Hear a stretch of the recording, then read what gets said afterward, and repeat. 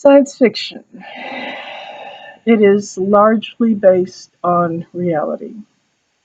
I've talked to everybody from the National Security Agency about that to producers, directors, actors, and writers in Hollywood about that. We all agree science fiction is being used to inculcate certain ideas into the minds of the masses, to teach, to inform, to inspire sometimes, and to help people change.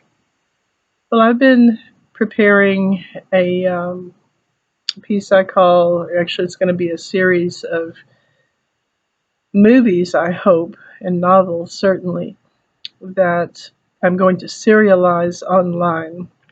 I'm going to just continue reading sections of this to people. I'm going to put it all on Patreon, and if you want to continue on this journey with me and the fictional characters therein, you're welcome to subscribe when I do that.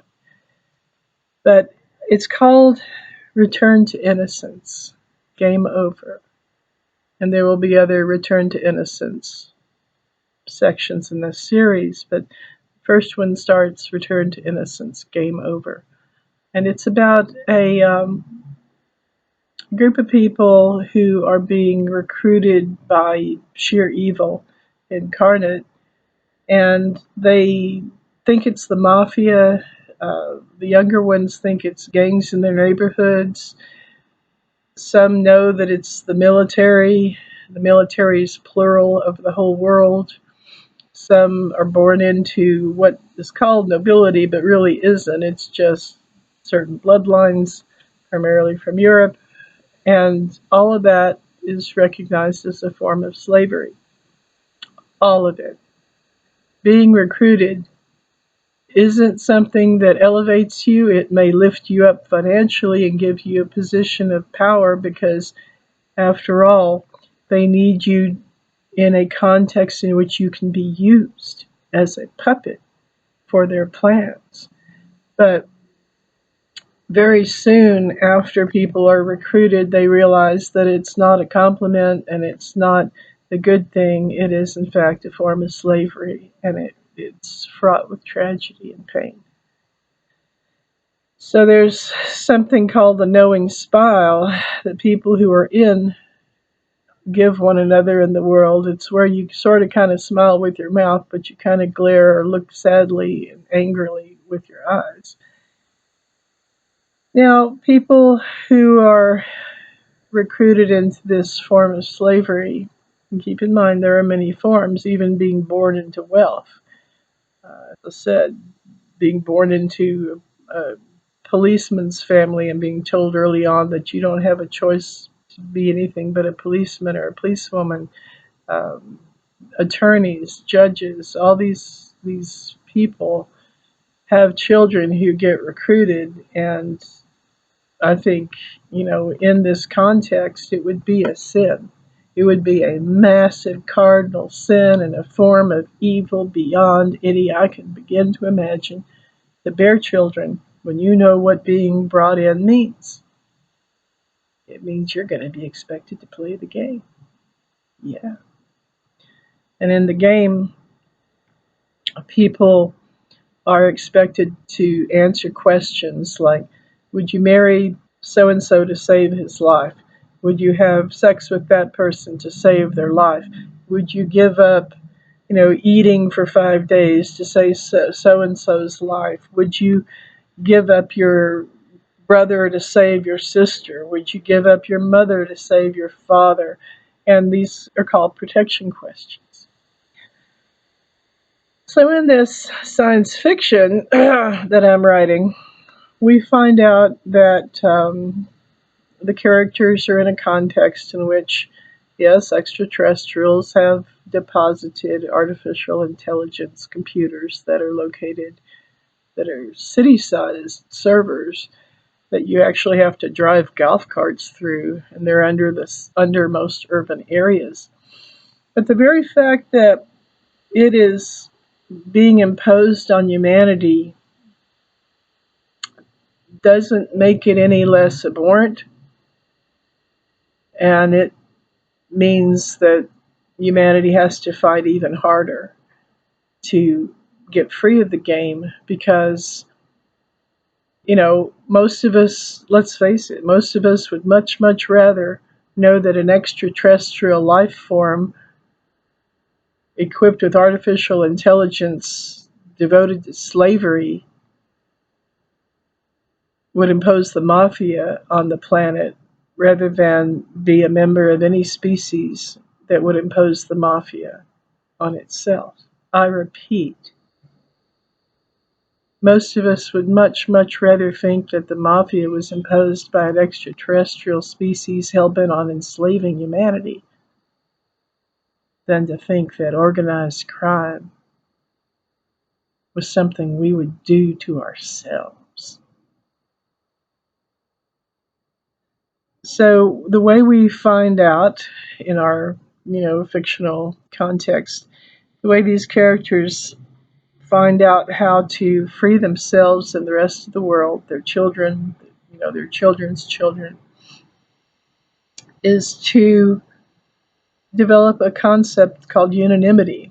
Because someone with high ranking military intelligence intel, somebody who grew up in it, we're calling her in this book and these movies NK Ultra, NK for Nancy Katerina. And it's a play, obviously, on the MK Ultra experiments promulgated by United States military and others against citizens, often civilians. And that is all too real.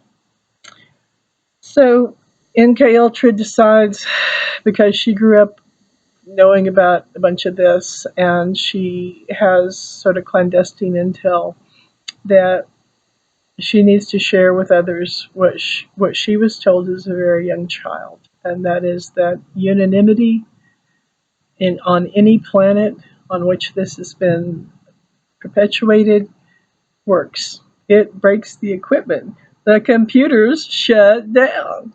Yeah, and so do the politicos, the infested people in positions of power, the military leaders, the religious leaders, the political leaders, the leaders in universities and so forth, all the world around that are helping promote this horrifying system of enslavement. The people in business, the Elon Musk's, the Jeff Bezos's, the what's that kid, Zuckerberg, the Facebook guy, the people in the Trilateral Commission, because there is one in this fictional context that I'm designing for you, in order to study these insights more effectively. The leaders of businesses, many of which are more powerful than leaders of whole countries because of the amount of money they control. All of these people just sort of start breaking down because when the so-called masses, when the 99% won't buy into their products and won't join into their military, their end game. Won't buy into, let's pick up a gun and shoot strangers. Let's learn how to use all kinds of weapons and use them against people we've never met before, who we'd probably like if we actually could be bothered to sit down and talk to them and realize that their goals are pretty much the same as our goals: to have children, to have enough food, to have enough comfort, to have some enjoyment of this swirling miracle called life, to, be alive, be safe, have kids that are alive and safe, have enough. If we realized how their goals are pretty much the same as ours, then by God, we'd not only like them, we'd love them, and we'd help them. And there would be something called a family of men.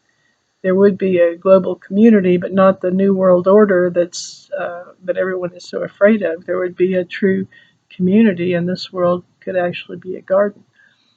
So when the people stop buying into the popular media culture of acquisition that says they're supposed to have more and more of all these possessions and more of lust without love, because isn't that what the popular media culture in our real non-fictional culture is trying to teach us, that love got left behind and lust and sex and sensation is all there is. The drugs, gotta have that sensation, gotta have that beer, gotta have that cocaine, gotta have that whatever that's gonna generate dopamine, when in point of fact, going out and gardening could generate dopamine, holding the hand of your best friend could generate dopamine, talking to a little kid could generate those same feel-good brain chemicals, but instead of doing things that are wholesome and natural and holy, our popular media culture teaches us how to just seek sensation for the sake of itself, which is generating brain chemicals, which is keeping everybody stupid. Video games, um, too much of anything. Uh, all these pastimes that don't originally seem so insidious really are insidious when we look at what they're doing to our brain structure, our brain chemistry, thwarting our higher goals and our philosophies, our basic philosophies, which might be to do good and to be good. So here we go with a group of people, and it's not all 99% originally, it's more like 9 or 10%. It's that classic 10% of people that get to change the world because they decide to try. It's a decision people make to not go along and be enslaved. But approximately 10% of the people on the planet who know what being brought in really means decide to get well. And MK Ultra had heard about this as a child and was told that by military intelligence professionals that when only 10% of any population that's being so enslaved on any world in any galaxy gets well and decides to just stop playing the game, that process is called unanimity, and unanimity ends the game. So what happens is that, and there's specific reasons why I'm getting this out now. I don't have the luxury of the time to sit around and write books and screenplays and get them produced and blah, blah, blah. But I need to get these ideas out to you right now because they're important. And as I started in this video, science fiction is trying to inculcate certain ideas into the minds of the masses, and it's trying to inspire and educate. So people, let's get well. Unanimity in Return to Innocence, Game Over, is a process by which, like 1 out of every 10 people says, I'm not going to do this. I'm not going to be a willing slave. I may have been what they call lifted up, and I may be in a position of power and wealth now. I may even have fame, a mixed blessing indeed. But I'm not going to help any process from anywhere impose itself on humanity and cause this world to be enslaved in chronic war, famine, now pestilence, false prophets. The biggest false prophet we've got is not religion anymore, because most people aren't paying any attention at all to religion or secular philosophies. It's the media that tells you you always got to get more, get more, get more, get more, have lust, no love, get more stuff, compete. That's success. That is not success. None of that has anything to do with success. Success has more to do with understanding that you're a soul temporarily inhabiting a molecular form, and that you're supposed to be here to evolve and to grow and to know. So these ideas that are promulgated in my science fiction piece, Return to Innocence, Game Over, are very, very compelling, I hope, and very, very important, because they are entirely relevant to your life. And I am trying to teach, and I am trying to inspire. Because what NK Ultra learned in her military intelligence community upbringing was that if only 10% of the people on any world decide to get well and refuse to be enslaved, say no to the mafia, say no to gangs, say no to militaries, say no to acquisitiveness, say no to big business, say no to the popular media culture's idea of success, and they refuse to be willing to kill in order to live. If you refuse to kill in order to live, if you won't put other people's lives on the chopping block because you're too enlightened by now, then you have unanimity and you're a leader of the resistance. Viva, viva la resistance. Say yes to unanimity. Say no to the game. This is Nancy Love. More later. We're just getting started here.